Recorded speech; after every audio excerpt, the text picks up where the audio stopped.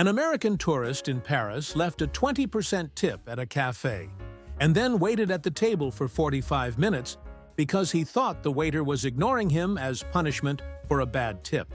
The waiter had already gone home. His shift ended. The tip was sitting on the table the whole time because in France, service is included in the price and the waiter didn't even notice the extra cash. I track these cultural collisions full-time so you don't have to. Most channels just laugh at tourists. This one actually unpacks the logic behind the world's quirks. If that kind of depth matters to you, you know where to stay. The tourist wrote a TripAdvisor review about hostile service and slow coffee refills. There are no free refills in Paris. A woman in Tokyo called her credit card company to report fraud because a restaurant charged her exactly what the menu said, with no additional percentage added. She insisted someone had stolen her card and paid her bill wrong because the total was too low. The credit card company had to explain that Japan doesn't have a tipping culture 3 separate times. She still filed a dispute. She claimed the restaurant was engaged in some kind of pricing scam by charging only the listed amount. A tourist in Sydney left a $50 tip on a $30 meal and waited by the register expecting the waitress to thank him emotionally or bring him a free dessert. The waitress picked up the money, looked confused, and asked if he'd made a calculation error. He explained it was a tip for good service. She handed him back $40 and said, "Minimum wage is $23 an hour here, and she's paid fairly." Most people scroll past stories like this and think it's just culture shock. But it's actually an entire worldview clash. I break down these hidden systems every week. Subscribe, and you'll start seeing global logic the way locals do. He was offended. She rejected his generosity. He told other tourists Australia has rude servers. A family in Copenhagen added 15% to their bill manually and wrote, "For excellent service," in all caps on the receipt. The waiter brought it back to their table and politely asked if there was a mistake with their math. They explained American tipping culture with the enthusiasm of people introducing democracy to an uncontacted tribe. The waiter explained he makes $30 an hour with benefits and health care and doesn't need tips to survive. They left the tip anyway and felt like humanitarian heroes. The restaurant donated it to charity because they have a policy against keeping tips. An American in Rome kept trying to tip the taxi driver by shoving euros through the plastic partition while yelling, "Keep the change," even though the fare was exactly 20 euros and he was handing over a 20-euro note. There was no change to keep. The driver stared at him. The American got frustrated and threw 2 extra euros on the seat and jumped out like he'd just done something revolutionary. The driver used the 2 euros to buy an espresso. He was mildly annoyed by the confusing transaction.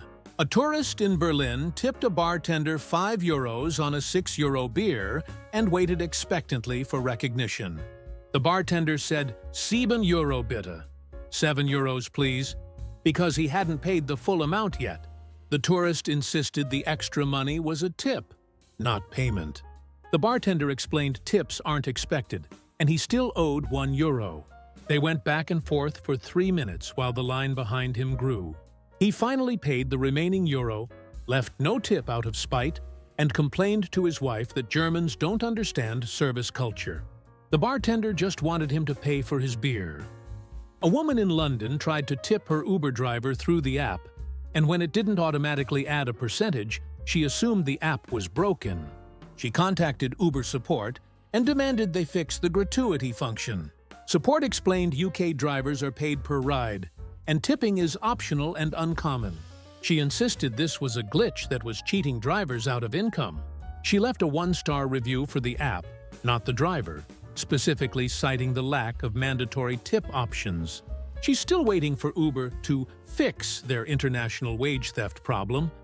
A couple in Amsterdam tried to tip their hotel front desk worker 20 euros for checking them in, which is literally his job.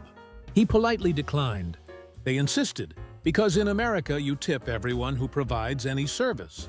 He declined again and explained it would be awkward to accept money for doing his normal job duties. They placed the 20 on the counter and walked away quickly like they were in a movie scene. He donated it to a charity jar near the lobby. They told friends they'd made that hotel Workers' Month with their generosity. A tourist in Stockholm tried to calculate a 15% tip on his lunch bill and got genuinely angry when he realized Swedish restaurants print the total, including tax and service on the menu, so there's no math puzzle to solve at the end. He felt robbed of the opportunity to demonstrate generosity through percentage calculation. He asked the waiter how Swedish people show appreciation for good service. The waiter said they just say thank you and come back if they enjoyed it. The tourist said that seemed emotionally distant. He left 2 kronor anyway. The waiter was confused. An American in Prague left a 50% tip at a casual lunch spot because he read online that Eastern European servers are poor and need help. The server made more than he did that month. She tried to give back most of it, assuming it was a counting error. He insisted she keep it and delivered a small speech about lifting people up through economic participation. She accepted it to end the awkward interaction. Her co-workers made fun of her for a week about her charity case status. The American told the story as an example of his worldly generosity. A family in Brussels added an 18% tip to their bill and wrote, "Thank you for your service," like they were thanking a veteran. The waiter had to explain that service charges are included in Belgian prices by law, and additional tipping isn't customary. They said they wanted to tip anyway, because that's what good people do. He accepted it with mild discomfort. They took a photo with him and posted it on Facebook with a caption about spreading American values abroad. The waiter used the money to buy his daughter a toy. He thought the whole interaction was strange. A woman in Vienna asked to speak to the manager because her bill didn't have a line for gratuity. She insisted the restaurant was committing fraud by not providing customers the ability to tip. The manager explained that Austrian servers earn living wages with benefits and don't rely on tips. She said this was socialism and bad for workers. He explained that actually his servers prefer job security and health care to the uncertainty of tip-based income. She left a cash tip on the table and walked out feeling like she'd struck a blow for freedom. The server bought groceries with it and didn't think about it again. A tourist in Dublin tipped his waiter 30% because he'd heard Ireland was expensive and he wanted to help. The waiter made €16 an hour plus benefits. He tried to return the extra cash, explaining it was too much. The tourist refused to take it back and said he believed in taking care of service workers. The waiter shrugged and accepted it. He bought a round of drinks for the staff after their shift. The tourist told people he'd probably kept that waiter's lights on that month. The waiter owns his apartment. An American in Lisbon became convinced his tour guide was upset with him because she didn't react emotionally when he tipped her. €20 at the end of a €15 walking tour. She just said obrigada and moved on to the next group.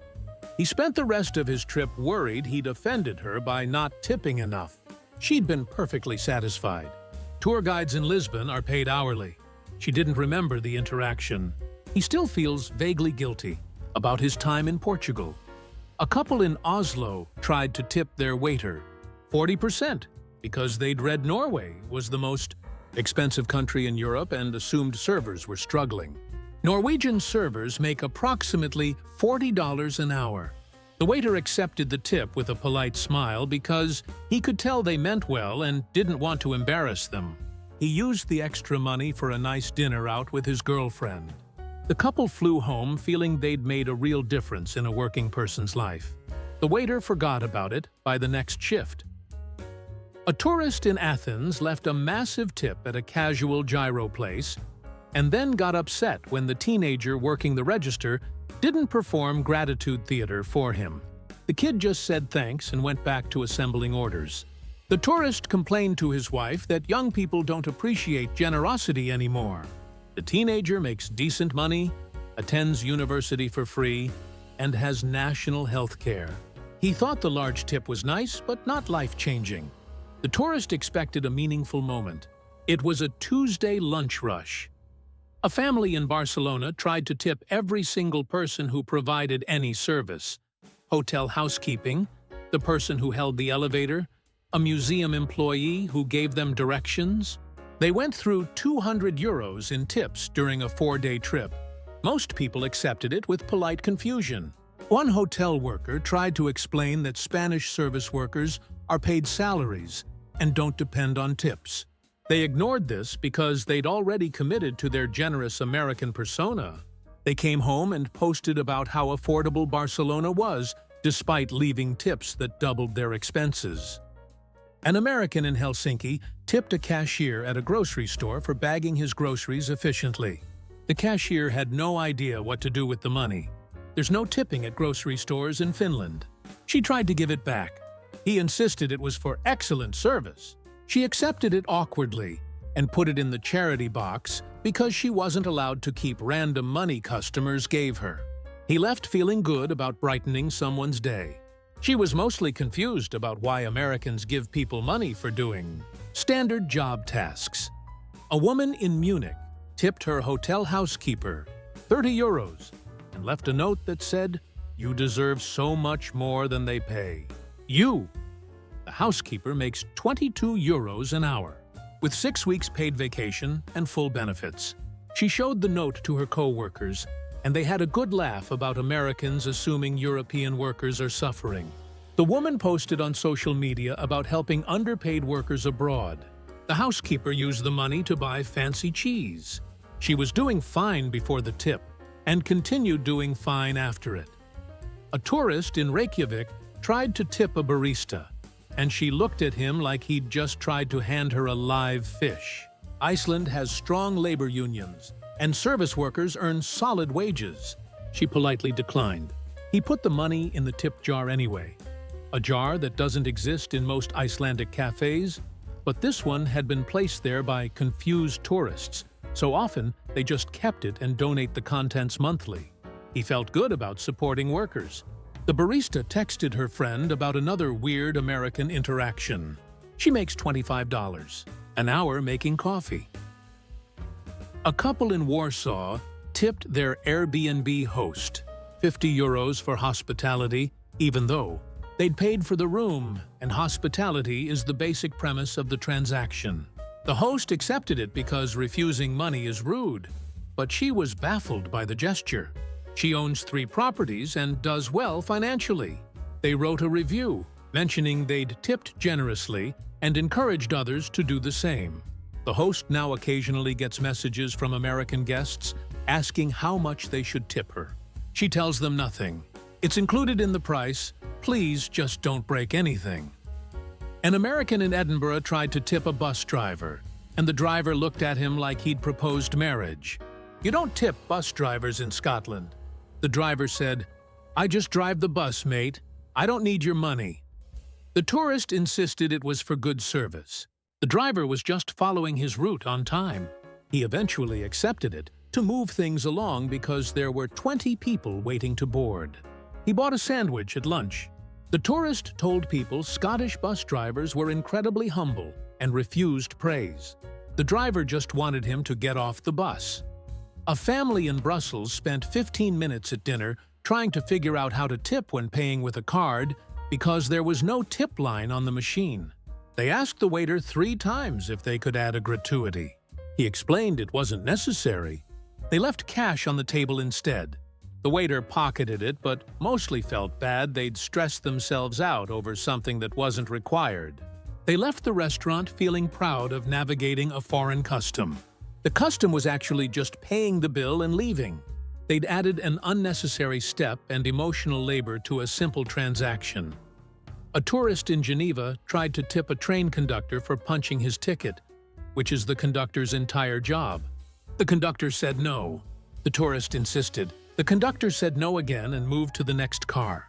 The tourist felt rejected and told his travel companions that Swiss people don't appreciate kindness. The conductor makes approximately $50 an hour and was just doing his job. He sees confused American tourists try to tip him about twice a month. He finds it polite but unnecessary and vaguely odd. like tipping a pilot for landing the plane.